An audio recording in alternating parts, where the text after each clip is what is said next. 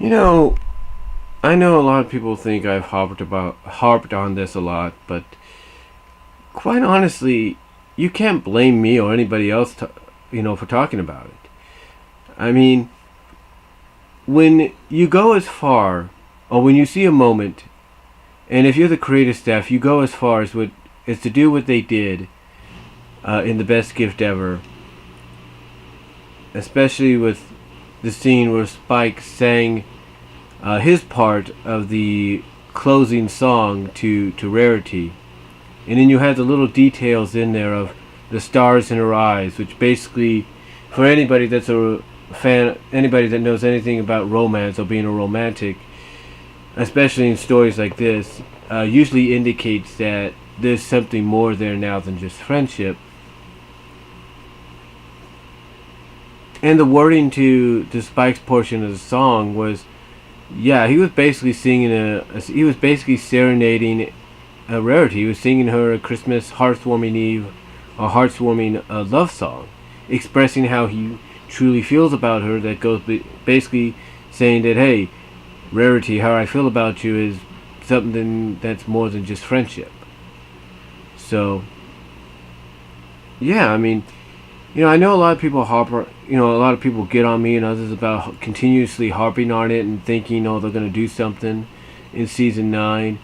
And look, I get a lot of fans don't like this whole Spike Rarity deal because of the fact that they feel the way Rarity has treated Spike at times doesn't really work. It just doesn't work and doesn't work out the way it should.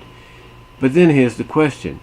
If they're not going to follow through on it, which I believe they're going to in some form or capacity in season 9, then why even do it at all?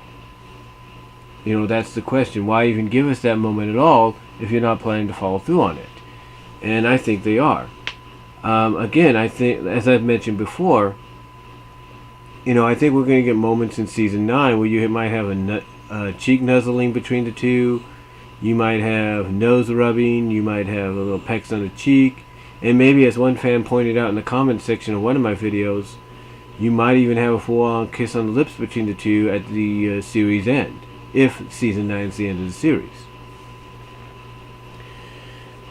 But the biggest question anybody has, though, is why even go this direction? Why even go this direction in the best gift ever? Why even bring it back up in season 8 entirely? With the moment in Breakdown where Spike mentioned and read off the poem he had set for Rarity, as well as Meltdown in certain scenes, if you will, in the season 8 finale. Why go that way? Why bring it back to the forefront after it's kind of simmered down here and there? Simmered down from the past few seasons where you've had a moment here and there. Why bring it back to the forefront if you're not going to follow through on it, especially after having a moment like they did in Best Gift Ever? And to me, if they don't follow through on it, then it does.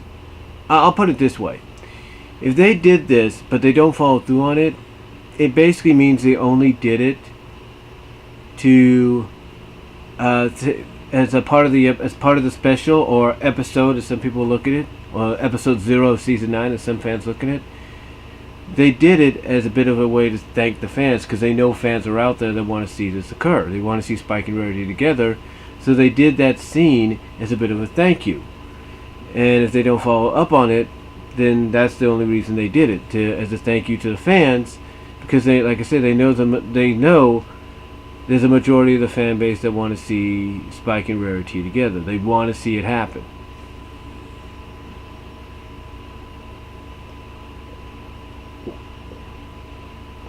They want to see it happen. They want to see it become a reality. But again, the question anybody has, I know I sound like I'm repeating myself, is why even do it? In my honest opinion is, I think the reason they brought it back is, my honest opinion, I think Nicole Dubach, when she became executive producer, even before this, always looked at that and thought, that's a sweet, kind of adorable little thing we got going there. And when you think about it, if she's doing it from a story perspective, continuity story perspective, you have basically both.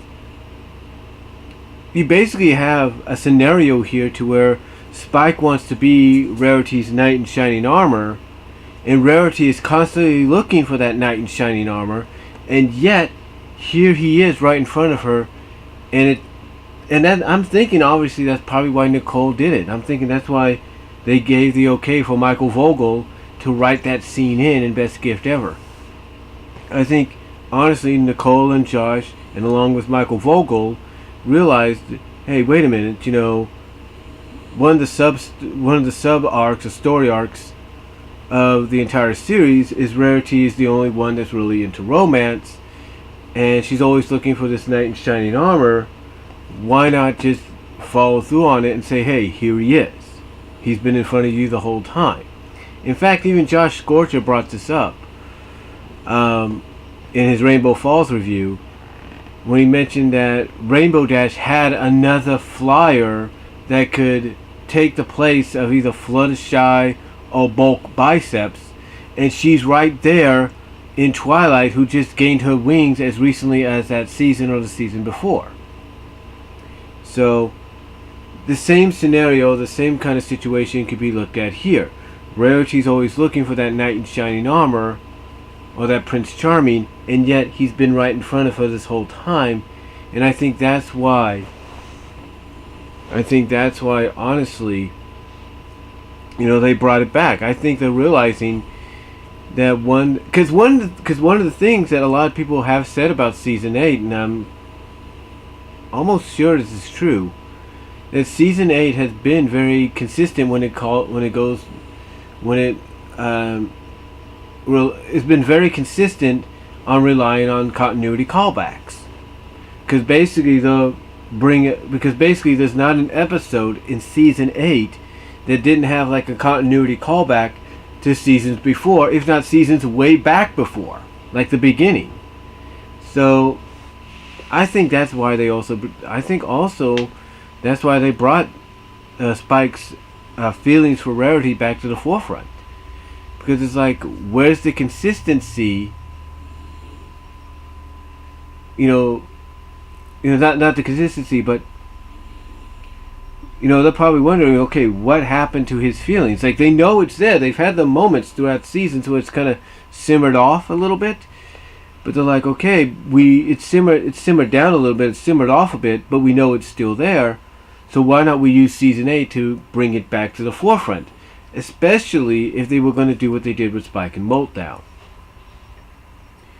But again, we go back to that question. You do all this, and season 8 obviously seems to be the beginning of what's known as continuity callbacks as far back as season 1. Will they follow through on what Spike did in Best Gift Ever? And I think they will. I really think they will.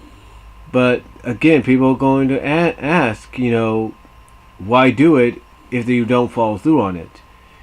And again, I think honestly they probably did it as a bit of a thank you to the fans, because a lot of people would look at Best Gift Ever as a bit of a thank you special and episode. Not just the Christmas and Hearthwarming Eve one, but mostly a thank you special to the fans for supporting the show for as long as they have.